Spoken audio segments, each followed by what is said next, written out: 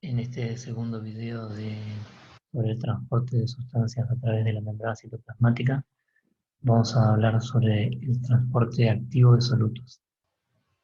Como dijimos en el video anterior, cada sustancia tiene, de acuerdo a su posición en el espacio, una cierta energía potencial. Y la función que representa esta energía potencial de las moléculas es el potencial electroquímico, que es la energía libre por mol de un soluto determinado. Este potencial electroquímico depende por un lado de la concentración de la sustancia en una fase determinada y por otra parte también depende de la carga y del potencial eléctrico de la fase en la cual se encuentra.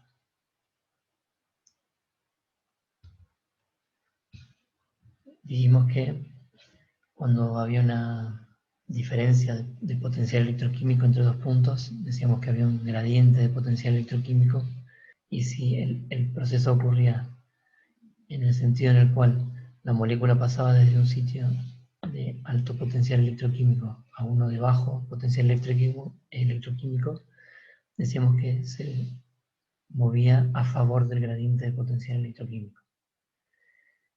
Y dijimos que ese movimiento a favor del gradiente de potencial electroquímico ocurre de manera espontánea.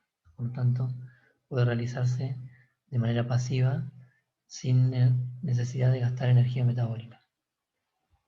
También dijimos que el movimiento de solutos en contra del gradiente de potencial electroquímico no es espontáneo y por lo tanto no puede ocurrir de manera pasiva. Para realizar un transporte en contra del gradiente de potencial electroquímico es necesario aportar energía metabólica. Entonces lo que vamos a ver ahora es de qué manera se puede usar ese transporte activo para llevar sustancias en contra de su gradiente de potencial electroquímico y cómo es que se usa esa energía metabólica. Una característica del transporte activo es que siempre es mediado por proteínas. Y estas proteínas transportadoras pueden transportar un solo soluto o varios solutos a la vez.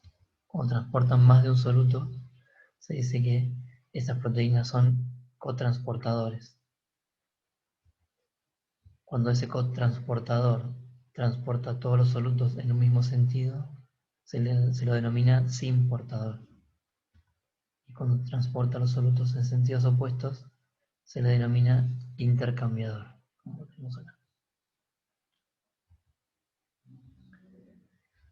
Si se da la situación en la cual todos los solutos que se quieren transportar a través de una proteína transportadora se están moviendo en contra de su gradiente de potencial electroquímico, es decir, que el cambio de potencial electroquímico asociado al movimiento de cada uno de los solutos es positivo, la única fuente de energía que se puede utilizar para realizar ese trabajo es la hidrólisis de ATP. En ese caso estamos hablando de un transporte activo primario.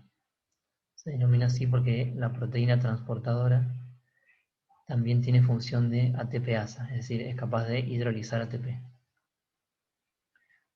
Acá tenemos un esquema de esta proteína transportadora, es capaz de mover este soluto azul desde una región donde tiene un bajo potencial electroquímico hasta una región donde tiene un potencial electroquímico mayor, es decir, en contra de su gradiente de potencial electroquímico, y para poder realizar este transporte es necesario que hidrolice ATP.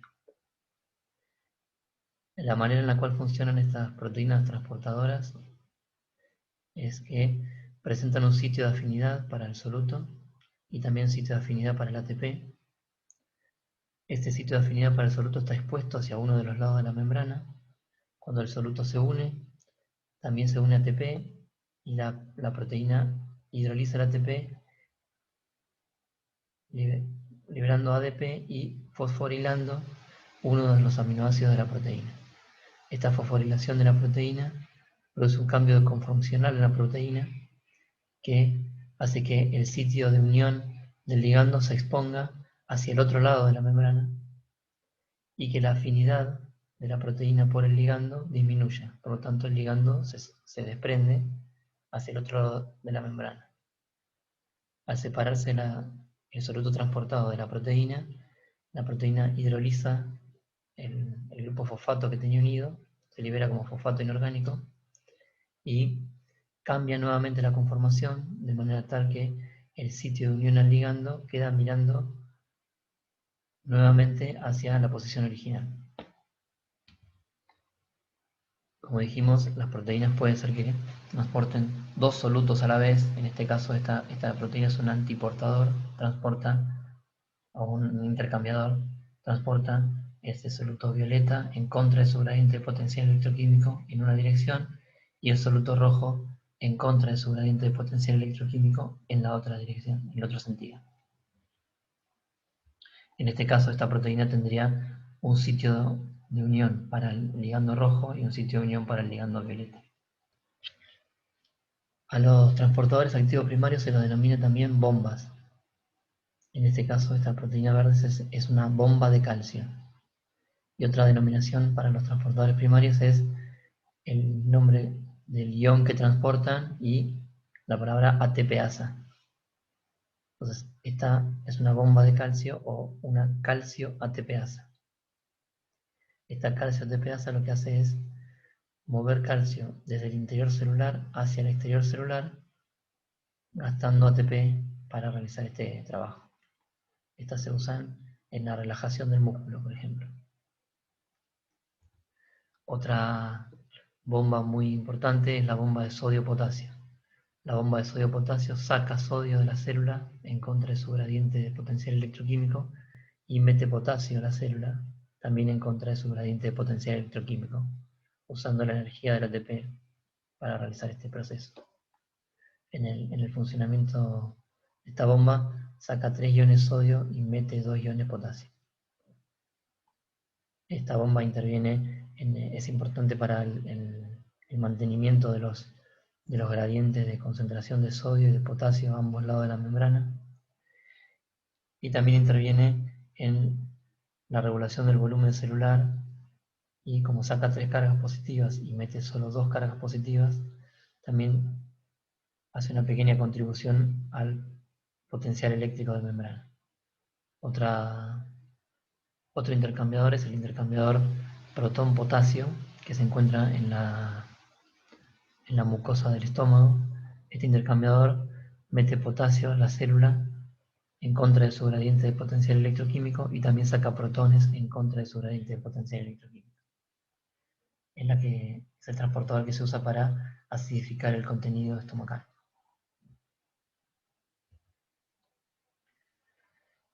Una situación diferente será cuando el cambio de potencial electroquímico para un soluto es positivo, o sea que hace un movimiento no espontáneo, pero la misma proteína puede transportar otro soluto cuyo cambio de potencial electroquímico es negativo, es decir, otro soluto que se mueve a favor de su gradiente de potencial electroquímico.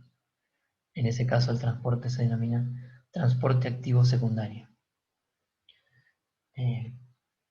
En esta situación que está representada, el soluto de esta molécula roja tiene parte de un estado inicial con un potencial electroquímico más bajo que el del estado final. Por lo tanto, el cambio de potencial electroquímico asociado a este proceso es positivo y el proceso no es espontáneo, ¿sí? Va en contra del gradiente de potencial electroquímico.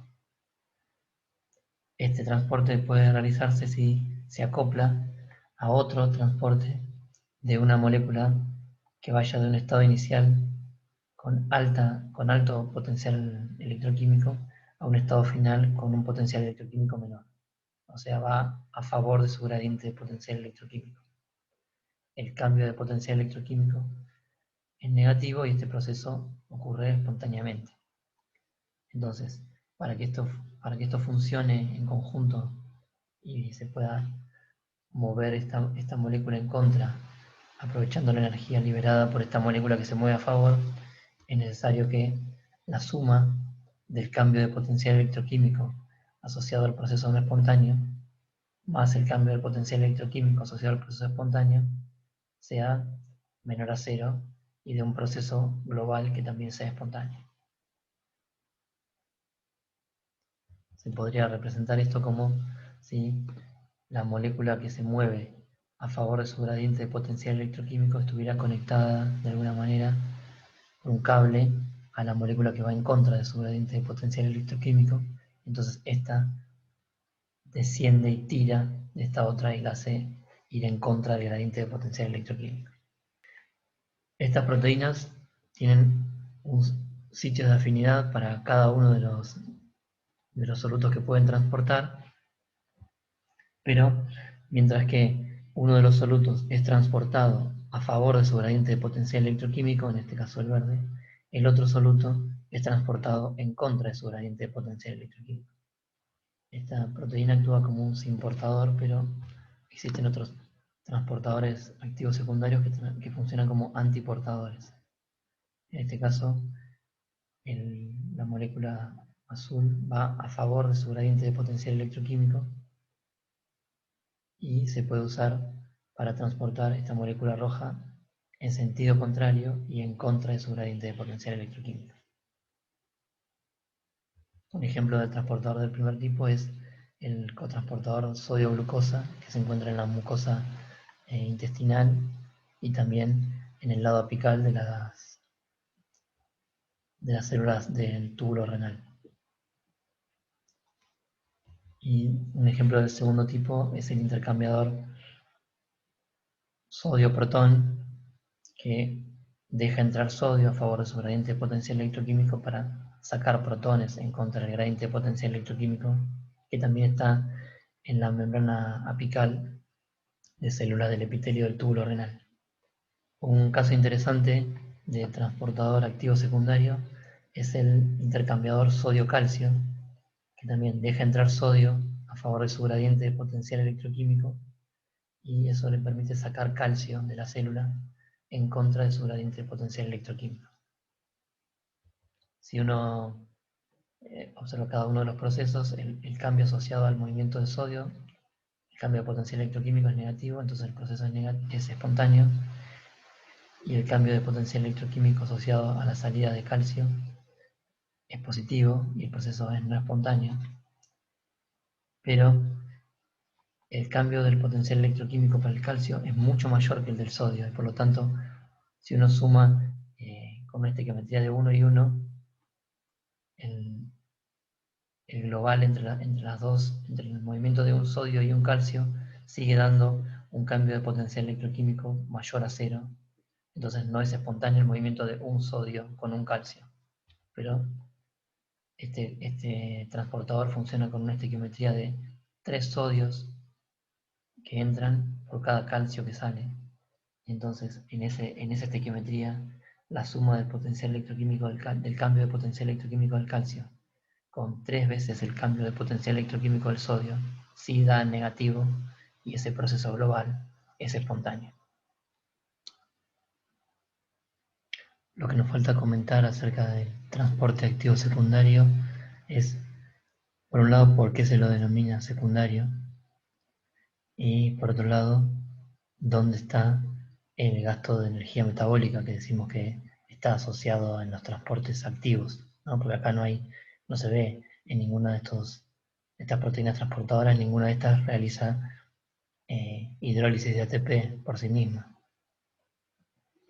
El transporte activo secundario se denomina secundario porque para que pueda ocurrir es necesaria la utilización de un gradiente electroquímico de alguna sustancia que después se pueda mover de manera espontánea y pueda llevar a otra molécula en contra de su gradiente electroquímico.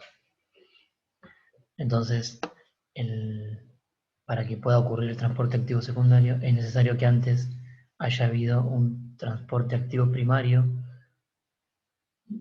que genere un gradiente electroquímico. Vemos que en todos estos transportadores se usa sodio como molécula que va a favor de su gradiente electroquímico. Entonces, el transportador primario que estuvo involucrado en la generación de ese gradiente electroquímico es la bomba de sodio-potasio. Esa bomba de sodio-potasio es la que gastó ATP para generar el el gradiente de sodio y luego ese gradiente de sodio se disipa y permite transportar otros solutos en contra de sus propios gradientes de potencial electroquímico. Por eso este transporte se llama secundaria.